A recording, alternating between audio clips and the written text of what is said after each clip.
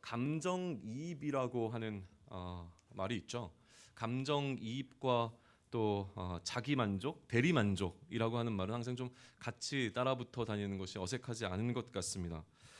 주로 드라마를 보실 때 우리 어머님들은 본인의 감정을 드라마의 주인공들과 이렇게 같이 가시는 모습을 참 많이 봅니다. 또 드라마의 어떤 주인공들을 통하여서 대리만족을 얻게 되는 경우가 굉장히 많으시죠.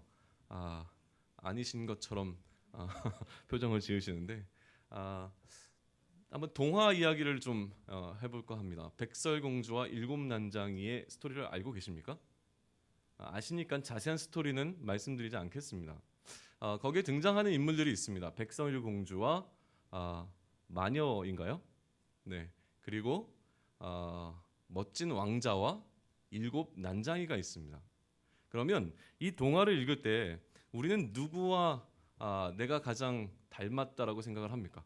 아니면 그 네 부류의 주인공들 가운데서 나는 누구였으면 좋겠다라고 보통 상상을 할까요? 여자 아이라면 당연히 마녀가 아니라 백설공주를 선택할 겁니다. 그렇기 때문에 디즈니랜드에 가게 되면 수많은 공주들을 볼 수가 있습니다.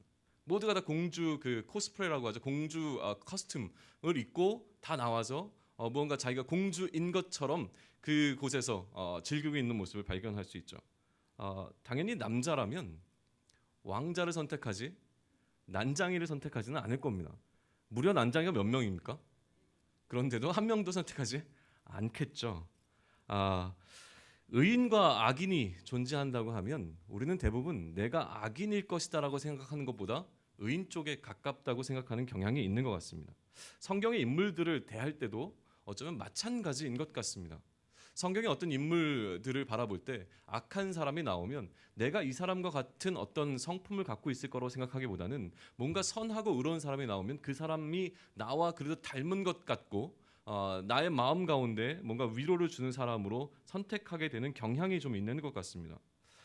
똑같은 한 가지의 사건이 있습니다. 그 한 가지의 사건에 등장하는 여러 명의 등장인물이 있다고 한번 생각을 해보시죠. 실제로 한 가지 예를 들어봅시다. 예수님께서 십자가에 달리신 그 사건에 많은 사람들이 연루가 되어 있습니다. 쉽게 생각하면 가룟 유다가 있을 것입니다. 또 누가 있을 수 있을까요? 빌라도가 있을 수 있습니다. 또한 빌라도의 법정에 넘겼던 제사장들, 또 대제사장들이 있을 수 있습니다. 그리고 베드로가 있을 수 있겠죠. 그럼 이 네 명의 주인공들 가운데서 여러분들 누구를 선택하시겠습니까? 딱 떠오르는 사람이 없는 이유는 이 네 명이 다 그렇게 예수님의 죽으심에 있어서 긍정적인 역할을 한 것 같지 않기 때문에 그렇습니다. 물론 베드로가 그나마 나중에 돌아와 회개를 하긴 하였지만 무언가 베드로도 3번이나 예수님을 부인했다라고 하는 사실을 알고 있다면 선택하기가 쉽지가 않다라고 하는 것이죠. 그럼에도 불구하고 우리는 어떤 이 나오는 등장 인물 가운데서 한 사람에게 우리의 관심을 집중하게 되는 것은 굉장히 자연스러운 일인 것 같습니다. 오늘 이 다윗을 통하여서 이루어지고 있는 이 사건들 가운데 중요한 4명의 등장인물이 나오고 있습니다. 물론 이제 우리가 살펴보지 않았던 이전에 살펴보았던 내용까지도 포함하고 있는 것인데요. 기본적으로는 다윗이 등장합니다. 또 누구입니까? 다윗의 대적인 사울이 등장합니다. 또 이 사울의 아들이었던 요나단이 등장하고요. 또 사울의 딸인 미갈이 등장합니다. 4명의 주요한 인물들 가운데 여러분은 누구와 가장 나의 모습이 비슷하게 느껴지십니까? 혹은 누구의 행동이 나와 가장 닮았다고 느껴지십니까? 기본적으로 성경의 흐름을 따라가실 때요. 이 성경의 흐름은 하나님의 언약이 하나님의 관심이 어떻게 흘러가고 있느냐 그 주인공들을 따라서 흘러갑니다. 예를 들면 이제 우리가 계속 살펴보았지만 아브라함을 통하여서 또 이삭을 통하여서 또 다윗 역시 하나님의 언약을 받았기 때문에 다윗을 통하여서 흘러가는 흐름이 있기 때문에 당연히 다윗에게 집중하는 것은 너무나 당연한 부분입니다. 그렇기 때문에 우리는 이 사건을 다윗을 중심에 놓고 바라보게 되어지죠. 그러면 이렇게 오늘 이 상황을 다윗과 요나단의 대화의 상황을 마주하게 되면 다윗의 입장에서 한번 생각을 해보게 되죠. 그러니까 이렇게 바라봅니다. 다윗에게는 참 좋은 친구가 있었구나. 요나단이라고 하는 너무나 좋은 친구가 있었구나. 다윗에게 요나단이란 어떤 존재인가에 관해서 생각을 해보게 되는 것 같습니다. 그리고 이렇게 생각합니다. 나에게도 요나단과 같은 좋은 친구가 있으면 참 좋겠다 라는 생각을 하는 것이 일반적인 것 같습니다. 그러나 한번 요나단이 다윗에게 어떠한 존재였을지를 생각해 보신 적이 있는지 한번 생각해 보았으면 좋겠습니다. 요나단 입장에서 한번 살펴보자는 거죠. 요나단은 다윗을 왜 좋아했고, 요나단은 왜 이처럼 다윗에게 헌신적인 모습을 보였으며, 왜 요나단은 다윗을 이처럼 사랑했을까요? 그 부분에 대한 관점을 가지고 오늘 본문을 살펴보게 되면 우리는 몇 가지 중요한 또 성경의 원리들을 발견해낼 수 있게 되어집니다. 좀 전에 얘기했지만 이 사무엘상 20장 전반부에 나오는 얘기는 다윗과 요나단의 대화의 내용입니다. 두 사람이 이제 대화를 나누고 있는 장면인데요. 사실 19장 전반부에 이미 비슷한 내용을 가지고 비슷한 주제를 같은 주제를 가지고 다윗과 요나단이 대화를 나눈 적이 있었습니다. 그런데 지금 20장 초반부에 다시 이제 전반부에 나오는 이 대화는 19장과는 뭔가 분위기가 굉장히 달라져 있는 상황입니다. 이 분위기를 먼저 파악하시고 오늘 본문을 대하시는 것이 굉장히 유익이 있습니다. 왜냐하면 이 대화에는 뉘앙스라는 것이 있는데 이 뉘앙스가 어떤 것인가를 먼저 파악하시는 것이 도움이 된다는 것이죠. 지난 목요일이었죠. 목요일날 우리 어르신들 몇 분을 모시고 식사를 다녀왔습니다. 식사를 끝내고 우리 양 목사님이 또 레크레이션을 준비하셔서 레크레이션을 이렇게 재미있는 시간, 좋은 시간을 간단하지만 보냈는데 그중에 이제 가위바위보 하는 게임이 있었어요. 담임 목사님께서 오늘 자리에 안 계신 것 같아서 마음껏 얘기하겠습니다. 담임 목사님께서 어느 권사님과 가위바위보를 하셨는데 이렇게 말씀하셨어요. 권사님, 찌를 내세요. 그러면 제가 빠를 낼게요. 그리고 가위바위보를 했는데 권사님은 찌를 내셨는데 담임 목사님은 뭐를 내셨을까요? 주먹을 내셨어요. 그래서 권사님이 속으셨어요. 그래서 담임 목사님 굉장히 미안해하시면서 권사님 이번에는 다시 한번 찌를 내세요. 제가 꼭 빠를 낼게요. 라고 했어요. 그리고 가위바위보를 했는데 결과가 어떻게 되었을까요? 목사님은 빠를 내셨는데 권사님이 찌를 안 내시고 다른 걸 내셨어요. 왜 그러셨을까요? 속으셨으니까요. 지금 다윗과 요나단은 그러한 상황에 있습니다. 처음에 요나단이 다윗에게 얘기를 했습니다. 내가 아버지와 대화를 나눌게. 그리고 아버지가 너를 해치지 않을 것을 맹세를 내가 받을게. 그래서 다윗이 피신해 있다가 돌아왔습니다. 돌아왔는데 다시 사울이 다윗을 죽이려고 하는 상황. 그래서 다시 한번 다윗은 도망치게 되고요. 그 다음에 다시 요나단을 만난 겁니다. 그러면 이제 요나단이 어떤 이야기를 한다고 해도 다윗이 그것을 쉽게 받아들일 수 있을까요? 없을까요? 받아들일 수 없는 상황입니다. 그러다 보니까 이들의 대화가 길어지고 복잡해지고 무언가 다윗이 더 치밀하게 요나단에게 무엇인가 확실한 것을 요구하는 분위기로 지금 흘러가는 것을 발견할 수 있다라고 하는 것입니다. 자, 그것을 오늘 좀 살펴보면서 가면 좋겠는데 일단 1절을 한번 좀 보시면서 눈으로 좀 따라오시죠. 20장 1절인데요. 1절에서 다윗은 요나단에게 도대체 왜 너희 아버지가 나를 죽이려 하는지에 관해서 묻습니다. 근데 여기서 분위기를 살펴보시면 알겠지만 자 보세요. 다윗이 라마 나요에서 도망하여 요나단에게 이르되 요나단에게 지금 얘기를 합니다. 내가 무엇을 하였으며 내 죄악이 무엇이며 내 아버지 앞에서 내 죄가 무엇이기에 그가 내 생명을 찾느냐. 무슨 단어가 반복되고 있습니까? 무엇. 그러면 어떤 느낌이 드세요? 다윗은 이해할 수 없습니다. 도대체 까닭이 무엇이냐를 묻고 있는 겁니다. 왜 너희 아버지가 나를 이처럼 죽이려 하느냐? 나는 도무지 이 상황이 이해되지 않고 이유 없음이라고 난 느껴진다. 까닭 없음이라고 느껴진다라고 하는 것을 강하게 얘기하고 있는 것이죠. 억울해하고 있는 모습이 보여집니다. 2절에서 요나단은 이러한 다윗의 마음을 읽었고 또 다윗에게 강하게 얘기합니다. 결코 어떻게 죽지 아니하리라 라고 얘기를 합니다. 요나단 또한 다윗에게 이전에도 나왔지만 다윗이 죽어야 하는 까닭이 없다라는 것을 분명하게 알고 있었습니다. 그리고 다윗이 결코 죽지 아니할 것이라고 그가 확신하는 이유에 대해서 이렇게 설명을 합니다. 자신의 아버지가 크고 작은 일을 항상 자기에게 알려주시기 때문에 만약에 아버지가 너를 죽이려고 한다면 그 계획까지도 나에게 알려줄 터이니 그러니 내가 너에게 그 사실을 알려주지 않겠느냐라고 하는 것으로 다윗을 설득해 나갑니다. 그러나 3절에서 다윗은 사울이 자신의 아들 요나단이 다윗을 죽음으로 슬퍼할까 봐 두려워 요나단에게는 그것을 말하지 않을 것이다 라는 논리를 펼칩니다. 다시 얘기하면 요나단은 내 아버지가 나한테 항상 얘기를 해주기 때문에 만약에 너를 죽일 계획이 있으면 내가 너한테 알려줄게.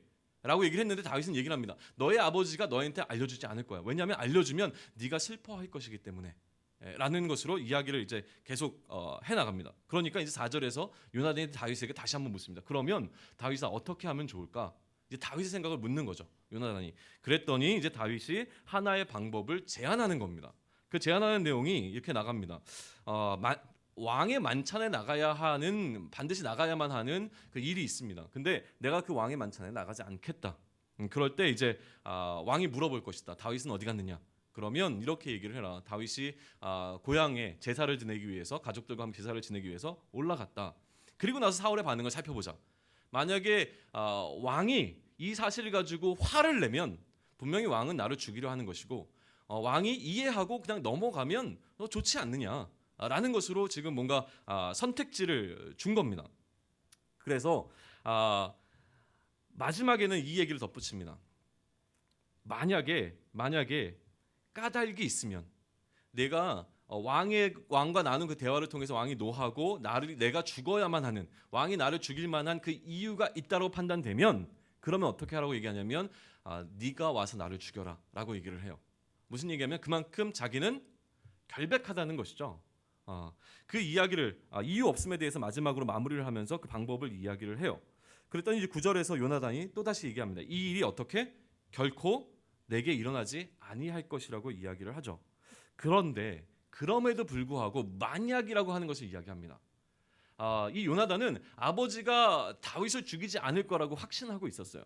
그런데 만에 하나 아버지가 너를 죽이려고, 너를 해치려고 하는 그 결심이 선 줄 안다면 내가 반드시 와서 너에게 그것을 알려줄게 라고 하는 약속을 하죠. 근데 10절에서 다윗은 그것조차도 의심하기 시작합니다. 그래서 그럼 누가 와서 이것을 알려줄 수 있겠냐라는 것을 묻죠. 그러고 나서 이제 요나단이 어떻게 하냐면 다윗을 들로 데리고 나가서 언약을 맺는 장면이 등장하는 겁니다. 확실한 약속을 다윗과 맺고 있는 것이죠. 아버지 사울에게서 다윗을 향한 선한 마음을 내가 느끼면 그것은 뭐 당연히 기쁜 일이니까 다윗에게 알려주는 것이 당연하고, 만약에 아버지가 너를 죽이려고 하는 악한 마음을 내가 발견한다고 할지라도 사람을 반드시 보내서 너에게 알려줄 테니까 피신해라. 만약에 내가 이렇지 않으면 자신을 저주합니다. 하나님께서 나에게 벌을 내리고 또 내리시기를 원한다 라는 것으로 자기 스스로를 저주하는 장면을 통해서 다윗에게 무엇을 확신을 심어주고 있는 것으로 나아갑니다. 그런데 이쯤에서 우리는 한 번쯤 질문을 해봐야 됩니다. 뭔가 요나단이 좀 너무 한 것 같지 않습니까? 왜냐하면 요나단은 누굽니까? 왕의 아들입니다. 또한 지금 누구 편에 서는 것이 일반적이겠습니까? 자기 아버지의 편에 선 것이 일반적입니다.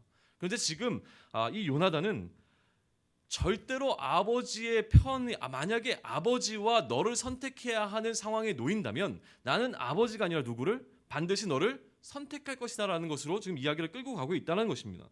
그럼 도대체 요나단은 왜 아버지가 아니라 다윗을 선택하는 것일까에 관한 이야기를 좀 우리는 확인해 볼 필요가 있는 것 같습니다. 우리 14절로부터 16절까지를 한 목소리로 다시 한번 좀 읽어보겠습니다.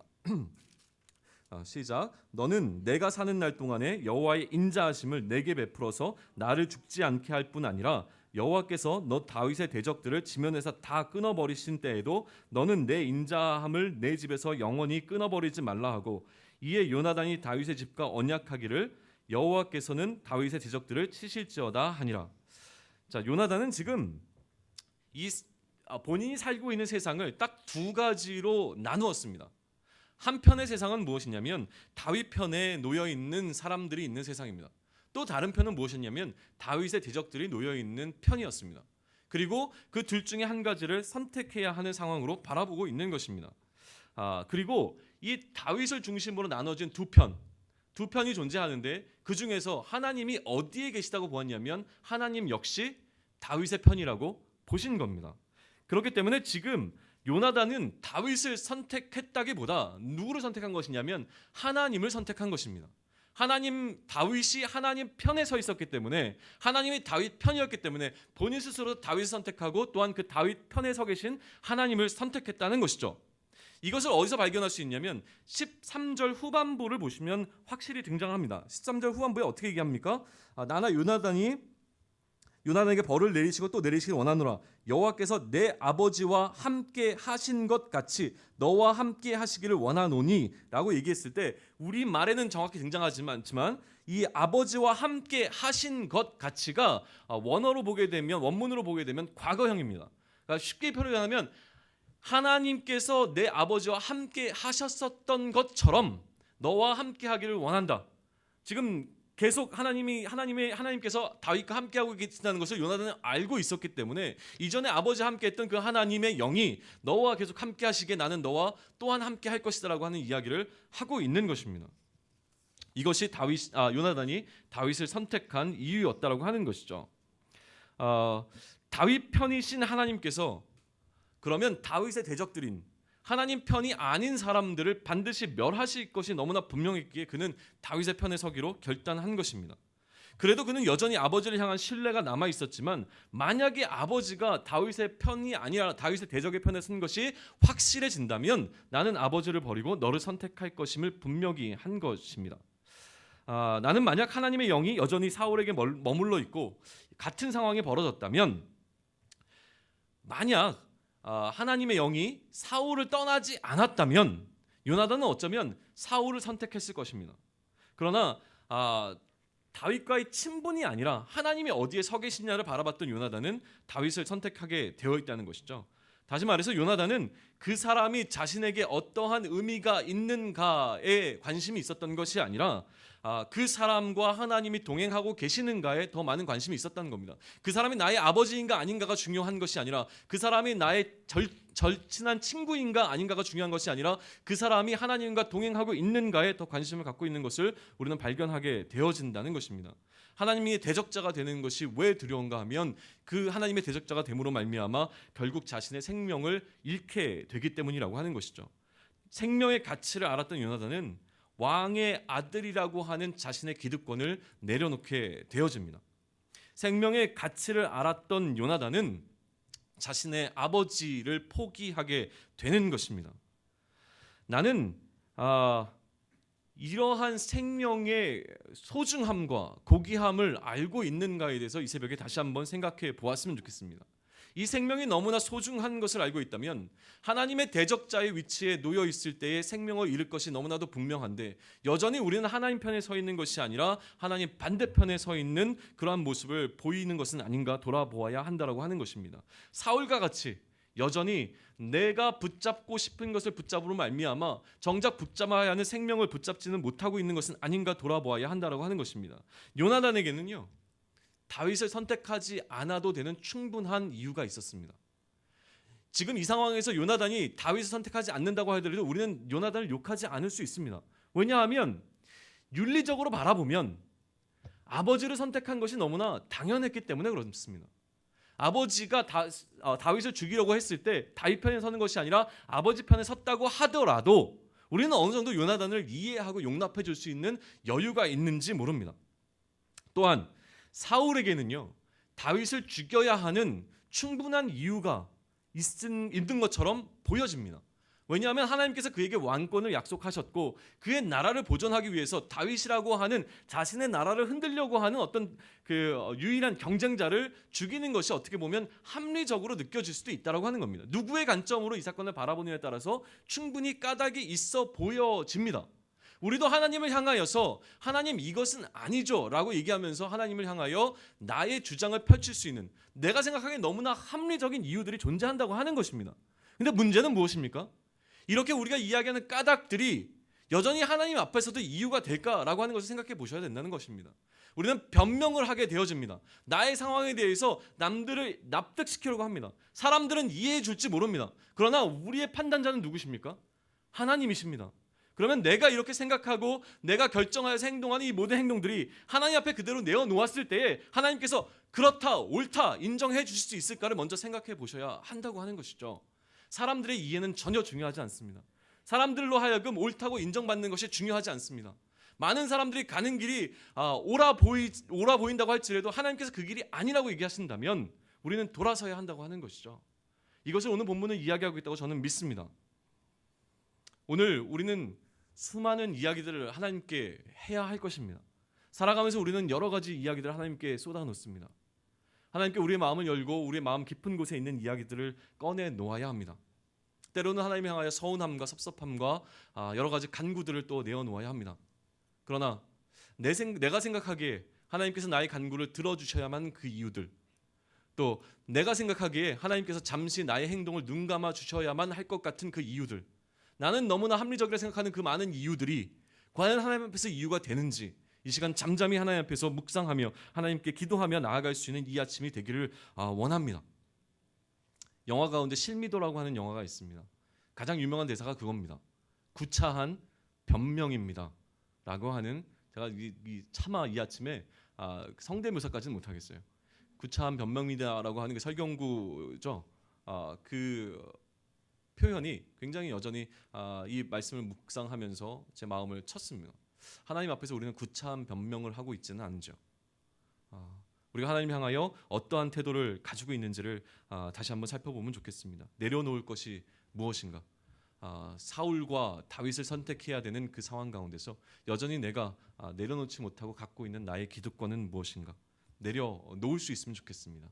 내려놓을 때에 내 손은 빌 수 있을 것이고 그 비어있는 손으로 우리가 반드시 붙잡아야 하는 것, 우리가 반드시 붙잡아야 하는 그 본질적인 것, 우리가 반드시 붙잡아야 하는 그 생명, 그것을 붙잡을 수 있는, 그래서 하나님의 마음과 충분히 공감되어지는 이 아침이 되기를 소망합니다. 이 시간 기도하겠습니다. 하나님.